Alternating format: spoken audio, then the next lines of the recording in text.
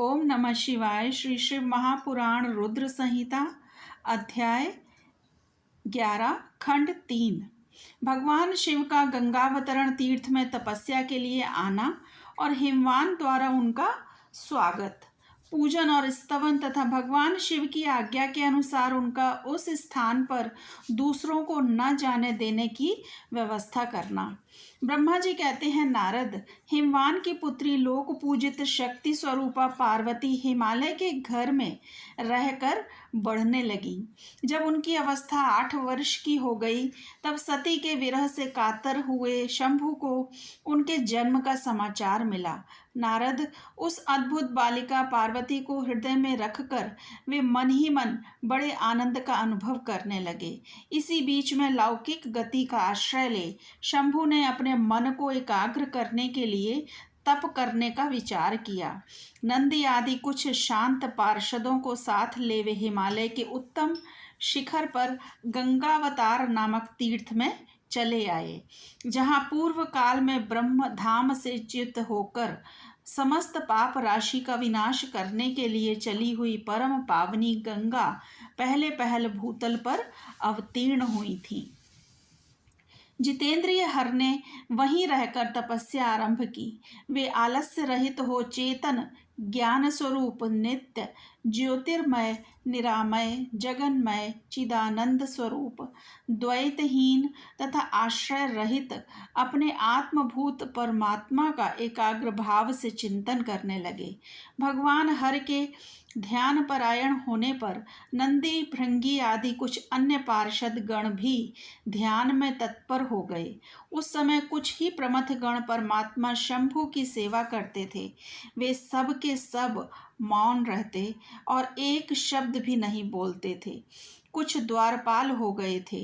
इसी समय गिरिराज हिमवान उस औषधि बहुल शिखर पर भगवान शंकर का शुभागमन सुनकर उनके प्रति आदर की भावना से वहां आए। आकर सेवकों सहित गिरिराज ने भगवान रुद्र को प्रणाम किया, उनकी पूजा की और अत्यंत प्रसन्न हो हाथ जोड़ उनका सुंदर स्तवन किया। फिर हिमालय ने कहा, प्रभु, मेरे सौभाग्य का उदय हुआ है जो आप यहाँ पधारे हैं।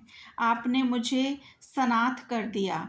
क्यों न हो, महात्माओं ने यह ठीक ही वर्णन किया है कि आप दीन वत्सल हैं।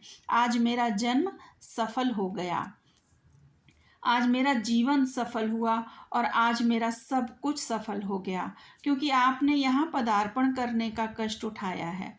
महेश्वर, आप मुझे अपना दास समझकर शांत भाव से मुझे सेवा के लिए आज्ञा दीजिए। मैं बड़ी प्रसन्नता से अनन्य चित्त होकर आपकी सेवा करूँगा। ब्रह्मा जी कहते हैं, नारद, गिरिराज का यह वचन सुनकर महेश्वर ने किंचित आंखें खोली और सेवकों सहित हिमवान को देखा। सेवकों सहित गिरिराज को उपस्थित देख ध्यान योग में स्थित हुए जगदीश्वर वृषध्वज ने मुस्कुराते हुए कहा। महेश्वर बोले, शैलराज, मैं तुम्हारे शिखर पर एकांत में तपस्या करने के लिए आया हूँ। तुम ऐसा प्रबंध करो जिससे कोई भी मेरे निकट ना आ सके। तुम महात्मा हो, तपस्या के धाम हो तथा मुनियों देवताओं राक्षसों और अन्य महात्माओं को भी सदा आश्रय देने वाले हो। द्विज आदि का तुम्हारे ऊपर सदा ही निवास रहता है। तुम गंगा से अभिषिक्त होकर सदा के लिए पवित्र हो गए हो। दूसरों का उपकार करने वाले तथा संपूर्ण पर्वतों के सामर्थ्यशाली राजा हो। गिरिराज, मैं यहाँ गंगावतरण स्थल में तुम्हारे आश्रित होकर आत्म संयम पूर्वक बड़ी प्रसन्नता के साथ तपस्या करूँगा। शैलराज, गिरिश्रेष्ठ, जिस साधन से यहाँ मेरी तपस्या बिना किसी विघ्न बाधा के चालू रह सके, उसे इस समय प्रयत्न पूर्वक करो। पर्वत प्रवर, मेरी यही सबसे बड़ी सेवा है। तुम अपने घर जाओ और मैंने जो कुछ कहा है उसका उत्तम प्रीति से यत्न पूर्वक प्रबंध करो। ब्रह्मा जी कहते हैं, नारद, ऐसा कहकर सृष्टिकर्ता जगदीश्वर भगवान शंभु चुप हो गए। उस समय गिरिराज ने शंभु से प्रेम पूर्वक यह बात कही, जगन्नाथ परमेश्वर, आज मैंने अपने प्रदेश में स्थित हुए आपका स्वागत पूर्वक पूजन किया है। यही मेरे लिए महान सौभाग्य की बात है। अब आपसे और क्या प्रार्थना करूं महेश्वर। कितने ही देवता बड़े बड़े यत्न का आश्रय ले महान तप करके भी आपको नहीं पाते। वे ही आप यहाँ स्वयं उपस्थित हो गए। मुझसे बढ़कर श्रेष्ठ सौभाग्यशाली और पुण्यात्मा दूसरा कोई नहीं है, क्योंकि आप मेरे पृष्ठभाग पर तपस्या के लिए उपस्थित हुए हैं। परमेश्वर, आज मैं अपने को देवराज इंद्र से भी अधिक भाग्यवान मानता हूँ, क्योंकि सेवकों सहित आपने यहाँ आकर मुझे अनुग्रह का भागी बना दिया। देवेश, आप स्वतंत्र हैं, यहाँ बिना किसी विघ्न बाधा के उत्तम तपस्या कीजिए। प्रभु, मैं आपका दास हूँ, अतः सदा आपकी आज्ञा के अनुसार सेवा करूँगा। ब्रह्मा जी कहते हैं, नारद, ऐसा कहकर गिरिराज हिमालय तुरंत अपने घर को लौट आए।